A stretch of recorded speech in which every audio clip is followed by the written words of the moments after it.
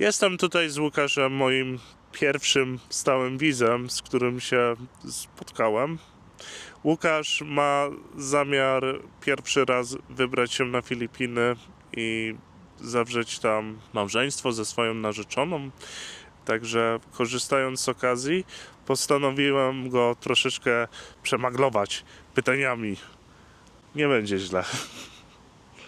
Pomyślałem sobie, że będzie fajnie pokazać wyobrażenie o Filipinach z perspektywy osoby, która regularnie lata na Filipiny i interesuje się tym krajem, kulturą, ludźmi i ogólnie, z osobą, która dopiero zaczyna przygodę z Filipinami. Więc moja przygoda z Filipinami zaczęła się, wyemigrowałem wtedy do Wielkiej Brytanii. Jakoś nie potrafiłem się odnaleźć w nowej rzeczywistości. Podjąłem pierwszą pracę, pojawiły się pierwsze pieniądze i zacząłem się zastanawiać nad jakimś dalekim urlopem, nad wyjazdem w ciepłe kraje. I odkryłem kanał na YouTubie, który nazywa się Ucieczka do Raju.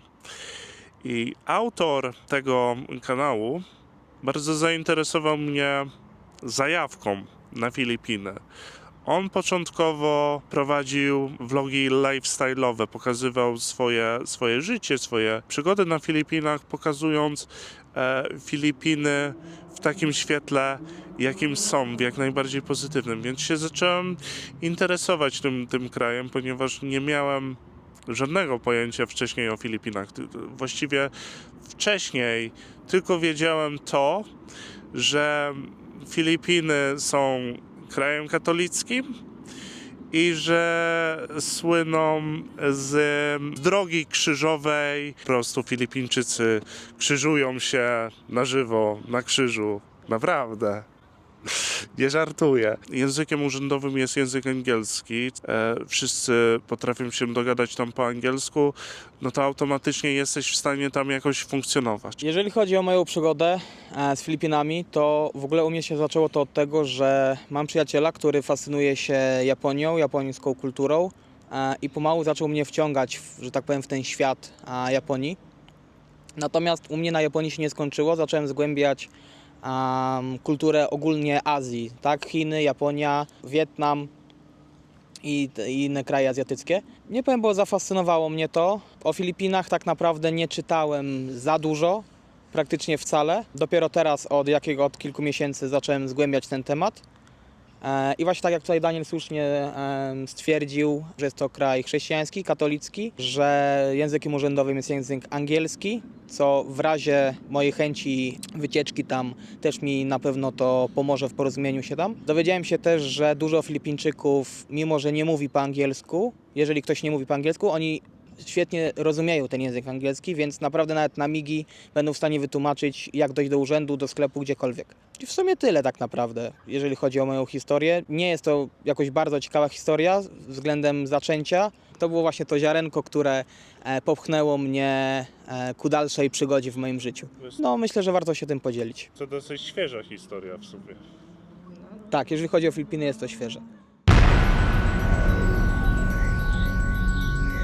Swoją dziewczynę poznałem na portalu randkowym Dating Asia. Tak nawiązaliśmy relacje, zaczęliśmy ze sobą codziennie rozmawiać. W pewnym etapie zacząłem do niej po prostu podróżować w ramach urlopu. Po prostu wpisałem w Google.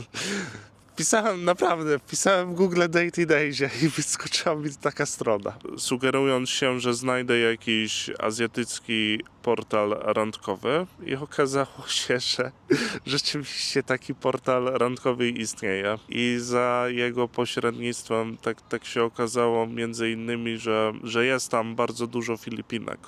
Może ze względu na to, że one sprawnie operują językiem angielskim. W każdym razie tam ją poznałem, 2 razy w roku nawet bywam na Filipinach. I tak to się życie potoczyło od związku do narzeczeństwa i teraz od narzeczeństwa mam nadzieję do małżeństwa już wkrótce. Jeżeli chodzi o moją historię, zaczęło się od tego, że w Polsce miałem Tindera. Próbowałem tam szczęścia, niestety się to nie udało ze względów różnych. Natomiast właśnie przez to, że interesuję się tą kulturą azjatycką, stwierdziłem, że dlaczego by nie poszukać tak naprawdę po prostu Azjatki jako partnerki. I od siostry w ogóle dowiedziałem się, że jest taka aplikacja jak Bu. Co prawda siostra mnie namawiała na zasadzie wypróbuj, lepsze jak Tinder, można naprawdę poznać fajne osoby, nie tylko do związku, tylko tam też do przyjaźni. No ale natomiast ja się skupiałem stricte na relacjach związkowych. Zalogowałem się tam, zarejestrowałem się, zalogowałem. Odkryłem też, że na Bu można wybrać kraj, z którego chce się poznać osoby.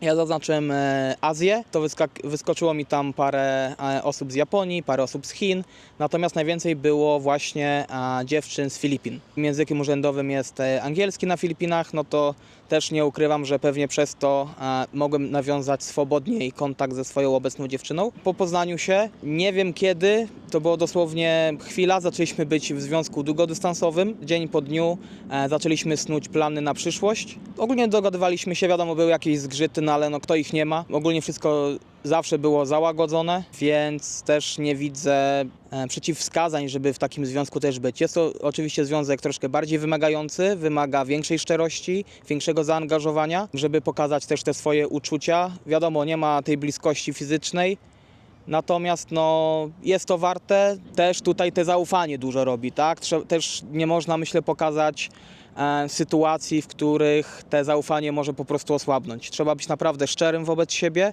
cokolwiek by się nie działo. Mówić sobie te dobre rzeczy, jak i te złe i po prostu liczyć, że partner zrozumie. Jeżeli nie wiem, może to po prostu nie jest to. Generalnie też związki na odległość nie są dla wszystkich. Takie związki wymagają naprawdę wielu poświęceń i trzeba włożyć w to bardzo dużo pracy i czasu też, by taki związek w przyszłości przyniósł jakieś rezultaty. Dla mnie takie związki na odległość są piękne w pewnym sensie, jeżeli długo i szczęśliwie. Pierwszy raz na Filipiny wybrałem się w roku 2015. Ja na Filipinach jeszcze nie byłem. Będę teraz pierwszy raz. Wszystko, co wiem o Filipinach, jest to za sprawą tak naprawdę internetu, mojej partnerki, jak i teraz Daniela, tak? Bo też mu zadałem po prostu parę pytań, więc rozjaśnił moje wątpliwości co do pewnych kwestii na Filipinach. Mam nadzieję, że nie będziesz żałował moich. Nie, myślę, że nie.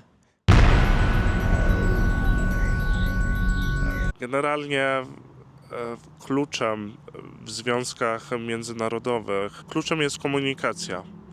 Trzeba przede wszystkim zainteresować drugą stronę swoją kulturą, tak żeby ta osoba była zaciekawiona, zaangażowana. Jednocześnie ty ze swojej strony musisz wykazać również te zainteresowanie jej kulturą, ponieważ te różnice kulturowe będą zawsze i często wymaga to wiele poświęceń i często też kompromisy nie są dobre, więc trzeba dążyć do konsensusu, tak, żeby dwie strony były zadowolone w tym związku. Co sądzę o ekspresji Filipinek? No właśnie w stosunku do Filipinek trzeba być bardzo dyplomatyczny, ponieważ Filipinki są to kobiety temperamentne, też ze względu na to, że one często ciężko pracują i żyją, umówmy się, w kraju trzeciego świata, no to one mają też swoją dumę, na przykład tego, co osiągnęły. Trzeba bardzo ostrożnie dobierać słowa, ponieważ na przykład w moim odczuciu ja sobie z czegoś zażartuję i na przykład w odbiorze Polaka będzie to jako normalny żart, ale Filipinka może to odebrać różnie i może się obrazić, nawet śmiertelnie, mogą być nawet ciche dni. Po co to? Ale ogólnie Filipińczycy są bardzo pozytywnymi ludźmi. Oni są bardzo weseli, bardzo pogodni, dużo im do szczęścia nie trzeba, bardzo lubią karaoke śpiewać. No jestem zachęcany do śpiewania piosenek, to czasami ich uraczę jakąś polską piosenkę. Jest to często zaskoczenie, ponieważ Filipińczycy nie są osłuchani. Na przykład z polskim rockiem, z Lady Punk na przykład. A jeżeli chodzi o moje odczucia co do związków z Filipinkami, zauważyłem pewną różnicę względem chociażby Polek, że Filipinki są bardziej matczyne, w sensie, że tak jakby bardziej się opiekują tym mężem, dbają o jego stan, w sensie czy zjadł już coś w ciągu dnia, czy wypił wystarczająco dużo wody. Jeżeli jest chory, no to wiadomo, no to już tutaj się załącza typowa nadopiekuńczość. Z tym jedzeniem to trzeba uważać, bo one często chcą cię utuczyć. Tak. Niestety. No w moim przypadku tak, to już moja ale- partnerka ma za sobą, także myślę, że powinno być ok. Natomiast też, broń Boże, nie mówię, że któraś po prostu strefa geograficzna względem kobiety jest gorsza. Broń Boże, tego nie stwierdzam, natomiast mówię po prostu swoje odczucie co do Filipinek. Tutaj tak Daniel wspomniał, Filipinki są bardzo temperamentne, zdążyłem się już o tym przekonać, mimo związku długodystansowego.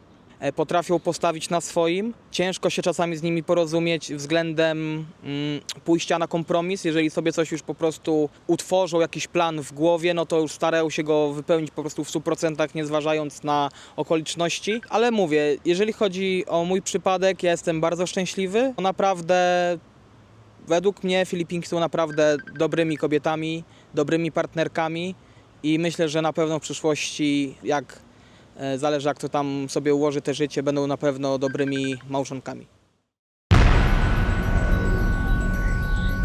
Przed moim pierwszym wyjazdem, moimi największymi obawami było to, że ktoś mnie tam oszuka, okradnie, albo że na przykład przylecę i moja dziewczyna się nie zjawi. Tego typu obawy. Ale jak się okazało, Filipiny są całkiem bezpiecznym krajem. Nigdy takiej sytuacji nie miałem, że ktoś mnie próbował oszukać. Aczkolwiek takie sytuacje się niestety zdarzają. Także mimo to trzeba być bardzo ostrożnym. Jest tam troszkę skamerów, którzy próbują oszukać, zwłaszcza turystów. Natomiast mi już te troszkę obawy przeszły, bo na moje szczęście mam już tam kogoś zaufanego. Więc też wiem, że moja partnerka nie da mnie po prostu oszukać, nie da mnie skrzywdzić. Tutaj się tym już nie przejmuję jakoś za bardzo. Natomiast teraz mam obawę komfortową, ze względu na to, że na Filipinach bardzo rzadko jest ciepła woda w mieszkaniach czy w domach. Ja nie jestem przyzwyczajony do zimnych prysznicy, więc myślę, że chyba to teraz w tym momencie jest to moja największa obawa. Najbardziej chciałbym zobaczyć wyspę Pałalan. Mam nadzieję, że tym razem dobrze wymówiłem, ponieważ jest to najczęściej polecana destynacja przez Filipińczyków. Oprócz tego wyspa Bohol, ze względu na krajobrazy, bo ponoć jest to bardzo przepiękna wyspa, też o charakterze górzystym. Morze, plaże, tropiki, ale masz i też góry. W moim przypadku w sumie są to dwa miejsca, które chciałbym zobaczyć. Jest to na pewno Manila, czyli miasto, w którym obecnie żyje moja partnerka. I jest to wyspa Boracay. Jest to w sumie chyba jedno z najbardziej popularnych miejsc na Filipinach względem turystyki. Z tego co czytałem, słynie tak naprawdę z pięknych plaż, z pięknej wody wokół, z pięknych krajobrazów, więc myślę, że na pewno będę chciał się tam wybrać. Trudno powiedzieć, to znaczy, jeżeli będę miał taką możliwość, to ja chętnie się osiedlę na Filipinach. Zobaczymy, jak przyszłość się potoczy. Z mojego punktu widzenia myślę, że dla Europejczyka Filipiny są dobrym wyborem do osiedlenia się, z tego względu, iż jednym z języków urzędowych jest ten język angielski, co automatycznie sprawia to, że możesz na Filipinach samodzielnie funkcjonować. Nie musisz się nikogo prosić o pomoc, nie musisz się uczyć lokalnego języka, aczkolwiek dla zrozumienia kultury warto się tego języka nauczyć. Ze względu na to, że jest to kraj rozwijający się, jest dużo perspektyw czy możliwości na jakieś biznesy. Jeżeli chodzi o względy osiedlenia się na Filipinach, osobiście uważam, że nie miałbym przeciwwskazań do osiedlenia się tam. Wiadomo, angielski w jakimś stopniu znam, filipińskiego języka można się naprawdę nauczyć, nie jest to, myślę, jakoś bardzo ciężkie. Natomiast jeszcze szczerze mówiąc nie myślałem aż tak daleko w przyszłość na temat osiedlenia się. Natomiast też uważam, że człowiek jest się w stanie przyzwyczaić do wszystkiego, więc jeżeli ktoś naprawdę by chciał, nie widzę przeciwwskazań ku temu. Kwestia chęci. To by było na tyle w tym materiale. Bardzo Wam dziękuję za obejrzenie. Przede wszystkim chciałbym podziękować swojemu widzowi Łukaszowi za chęć udzielenia tego małomiasteczkowego, nieprofesjonalnego wywiadu. Komentujcie, dajcie łapkę dla Łukasza w górę i subskrybujcie kanał. Dziękuję Wam. Do widzenia, do zobaczenia.